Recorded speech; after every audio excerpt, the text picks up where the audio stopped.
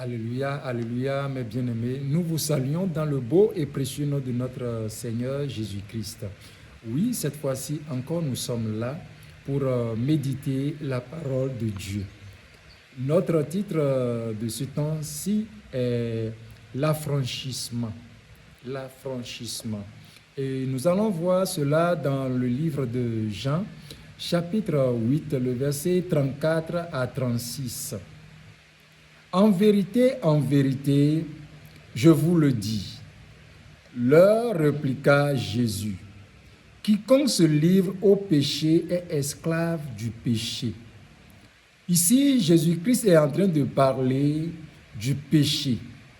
Il a dit, en réalité, je suis en train de vous dire que quiconque se livre au péché est esclave du péché.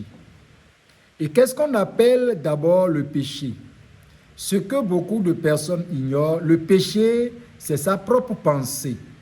Celui qui ne prend pas la pensée de Jésus-Christ, qui ne prend pas la pensée de Dieu et qui agit selon sa propre conscience, celui-là est en train de pécher.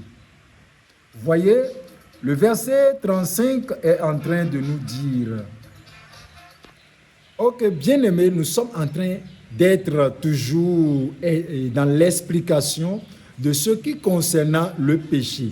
C'est la pensée. Le péché, c'est la pensée. Donc, si nous recevons les pensées de Christ, nous ne sommes plus esclaves.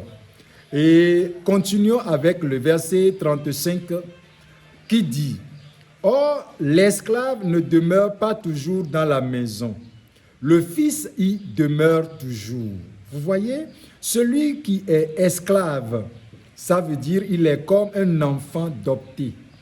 Donc, il n'a pas droit comme l'enfant, le Fils même. C'est ce que la parole est en train de nous enseigner et de nous dire. Si donc le Fils nous affranchit, vous serez alors réellement libres. Donc si réellement Christ maintenant vient en nous, il va nous affranchir, nous serons libres. Pourquoi? Parce que nous allons recevoir toujours ces pensées et agir comme cela se doit. Notre comportement va être réellement comme les apôtres dans les anciens temps, puisque la Bible nous dit que pour la première fois, c'est de là qu'on a vu que les disciples étaient comme Jésus-Christ. Et c'est de là que le non-chrétien a commencé.